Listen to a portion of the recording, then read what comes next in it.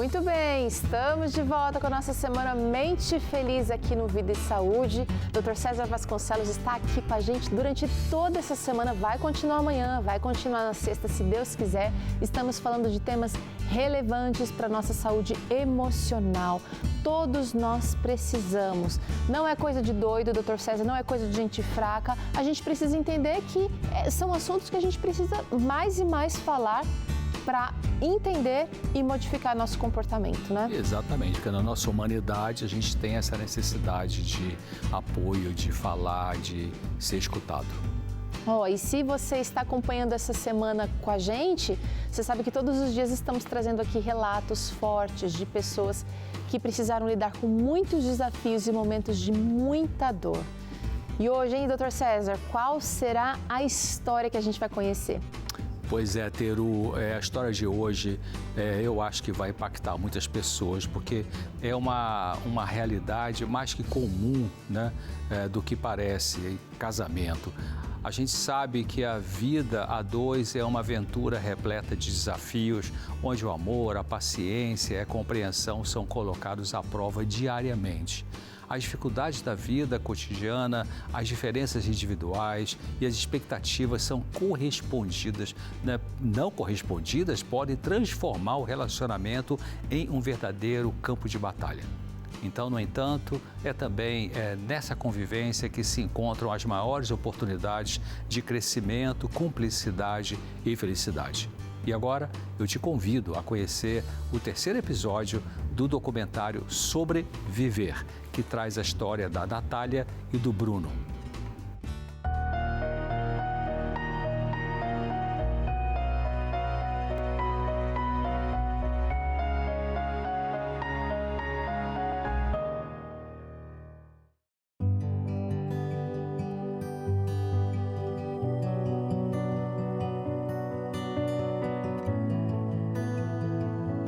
Nós nos conhecemos em 2005. Eu fui trabalhar com a mãe dele, né, num despachante. Foi ali o meu primeiro emprego, inclusive. Fui trabalhar com a mãe dele e conheci o filho da minha chefe, né?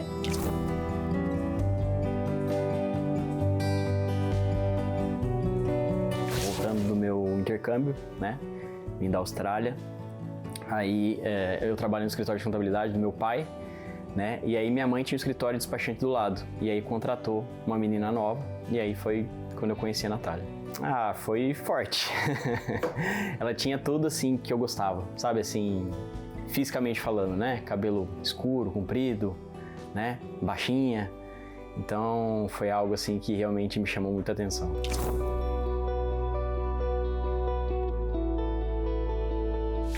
E a gente se conheceu. Ele me convidou para sair, um tempo depois a gente já estava namorando.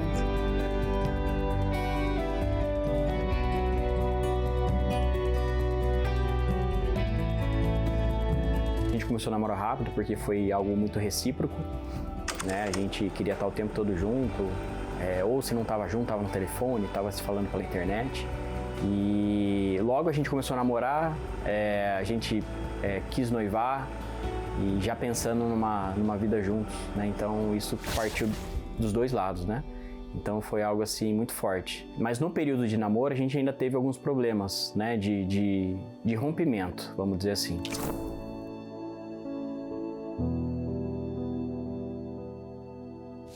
Bom, desde o namoro nós já começamos assim bem conturbado, né? O namoro, a gente já via alguns sinais, vamos dizer assim, né? Eu sempre fui uma pessoa muito mandona, autoritária, então desde o namoro tinha que ser tudo do meu jeito. Se não fosse do meu jeito, eu não queria. O Bruno sempre foi mais passivo, assim, né? Mais compreensivo, então ele levava mais o namoro. Mas foi muito intenso em questão de querer estar junto, de gostar, né? De pensar em uma vida juntos, e ao mesmo tempo haviam muitas brigas já. Eu, assim, tive um estilo de vida, assim, sempre tive um estilo de vida muito, assim, vamos dizer, promíscuo, né? Então, de todas as minhas ex-namoradas, eu não me lembro de nenhuma que eu não traí.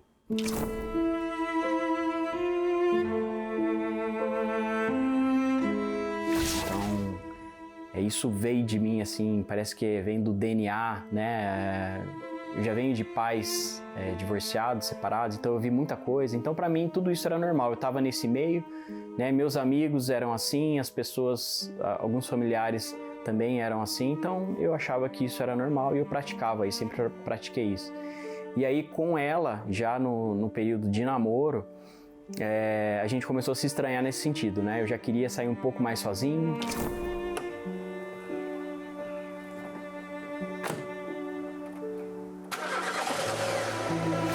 Em alguns momentos eu queria sair sozinho, a hora que passa aquele período inicial, né, de não querer se afastar, né, eu queria ter os meus momentos, né, e aí a gente conflitava bastante. Então a gente tinha uma divergência muito, muito grande já de comportamento, mas mesmo assim a gente persistiu naquilo ali e ficamos namorando até 2010, que foi o ano que a gente casou.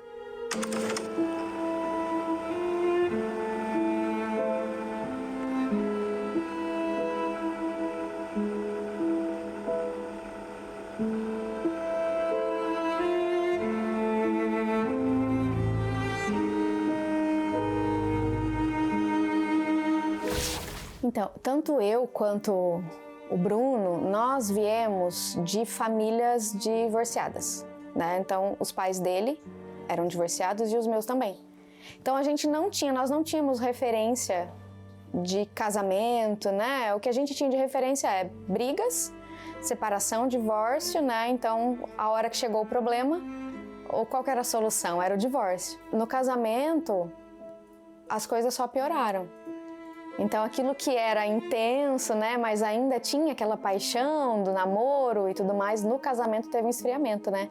Um distanciamento, um afastamento, mas eram também muitas brigas e a maioria delas era por conta dessa divergência, né? Ele tinha a filosofia de vida dele, eu vinha de uma outra educação, né? Então, tinha essa divergência nos dois. Então, ele tinha os amigos dele, né, as saídas, toda semana com os amigos como algo primordial. Então, ou ele tinha esses momentos com os amigos, e que não eram amigos cristãos e muito menos casados, né? Ou a gente não ficaria junto, né? Ele sempre impôs isso. Ele queria toda semana ter um momento no bar com os amigos, né? Se divertindo, curtindo e tal.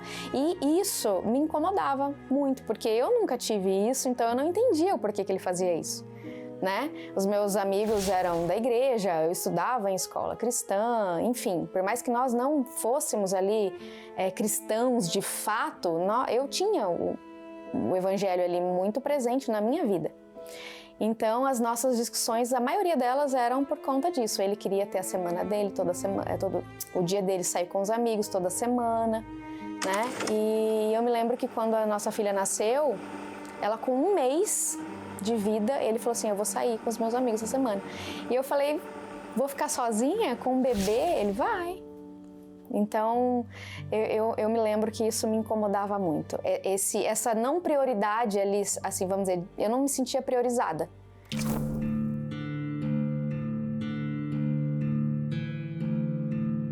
Então, por muitas vezes eu fui pra cima dele, fui pra bater nele. E eu me lembro que eu não conseguia, né? E teve uma vez que eu fui pra cima dele, eu não consegui, né, de fato ali, brigar e bater, eu comecei a puxar o meu cabelo, né? Então eu me recordo disso, do desespero ali em você querer resolver a situação do seu próprio jeito e não conseguir, você se vê totalmente fora de controle. Então eu cheguei nesse ponto de estar ali puxando meu cabelo para poder ter uma atenção dele ou talvez mudar alguma coisa, né, do meu jeito, só que as coisas só pioravam.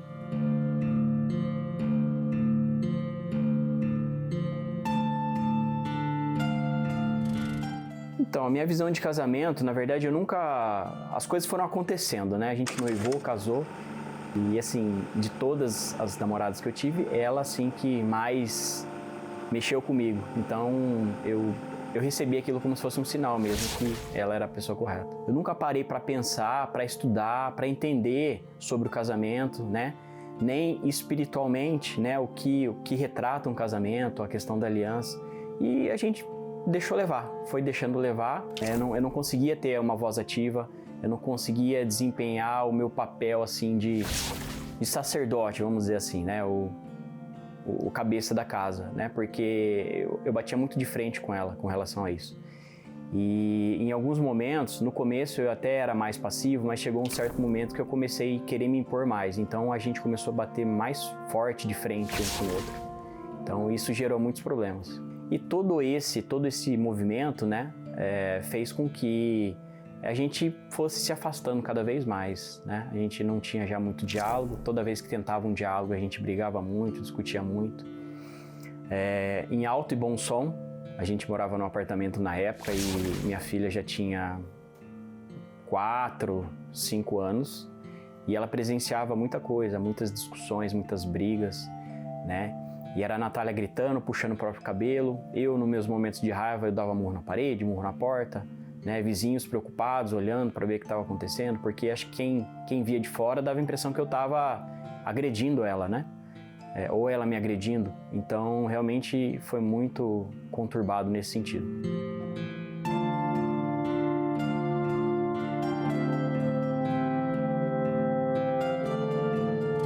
Nós já estávamos há uns 2 anos com brigas intensas, desse nível, né? De bater porta, de gritos, de não conseguir mais conversar. Então, a conversa não fazia mais parte, ou era brigas e discussões ou era escândalos, né? E nessa ausência, né, de conversa e nessa ausência dele de casa também, abriu-se um vazio, né? Então eu também fui para fora, eu fui procurar lá fora, fiz amizades também que iam para festas, iam para bar, e então a gente começou a ter uma vida paralela. Não é que eu gostava de ir para festas, não é que aquilo fazia parte de mim, não, eu sempre odiei, mas eu fazia para poder me sentir viva, né? Alguém olhar para mim, de repente, ter amigas, ter um momento em que eu fosse notada, né? Porque ali dentro de casa não tinha isso.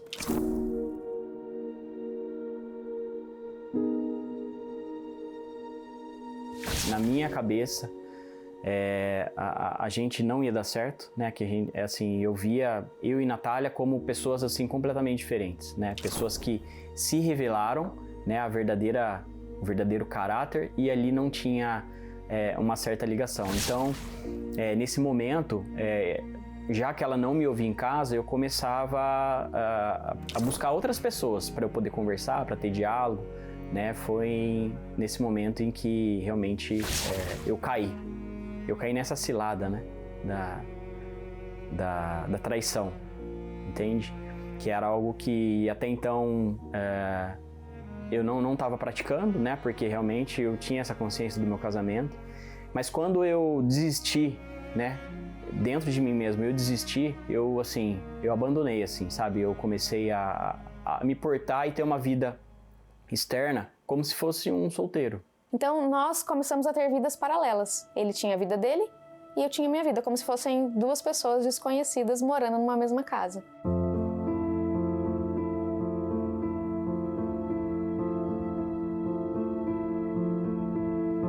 Esse dia nós acordamos e ele falou pra mim: vamos almoçar em algum lugar? Eu falei: onde?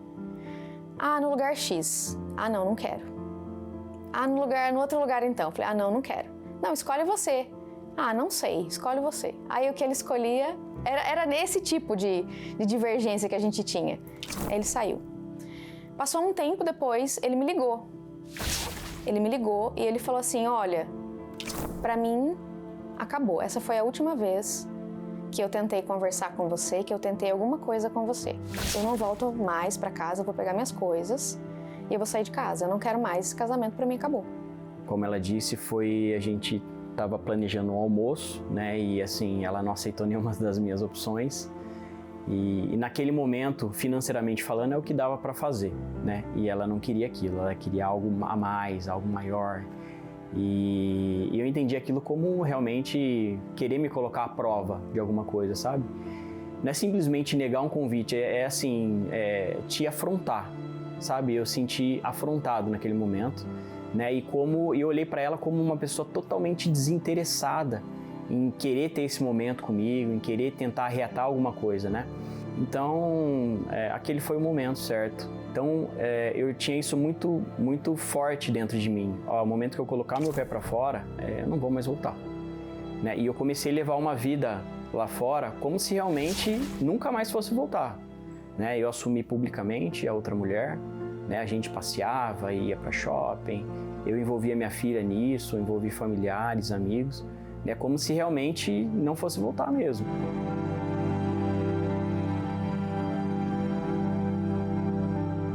Foi uma dor de destruição. Não é um casamento que acabou, é uma família, né, que foi desfeita, uma destruição, assim. É algo, para mim, foi algo totalmente torpe, indescritível nesse nível, porque por mais que eu também quisesse, e eu queria muito o divórcio, e ele também, a hora que ele chegou de fato, aonde você encarou ali de fato o que queria acontecer, e você olha para os filhos e você olha para os sonhos que vocês nem viveram ainda, e você tem que enterrar aquilo. Algo que está vivo, enterrar alguém que está vivo. Né? Então essa é a sensação que eu tive naquele momento, né? De enterrar um casamento, enterrar uma família, e como que ia ser a partir disso, né? E eu vim de divórcios, né? Então eu cresci, eu fui uma filha do divórcio, então eu sei o que minhas filhas iriam passar. Então aquilo ali para mim foi um ponto-chave, foi muito, assim, crucial, mudou completamente a minha mente ali naquele momento.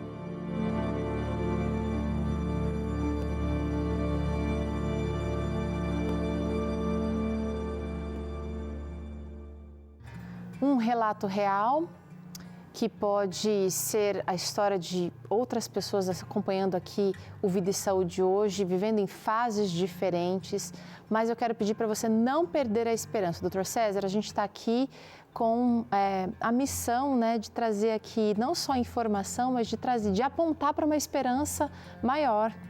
E o casamento é uma instituição divina, uma instituição que merece todo o empenho e esforço para dar certo, não é? É verdade. Desistir do casamento, partir para um divórcio, é uma coisa que traz muito estrago para muita gente da família, a família agregada, a família nuclear, né? Então, realmente, deve-se fazer todo o possível para evitar isso aí, ou se acontecer, o que dá para fazer para voltar. A gente vai ver depois na sequência aí como é que foi o final, né? Mas sério, tem que levar a sério isso aí, procurar toda a ajuda possível para não deixar destruir.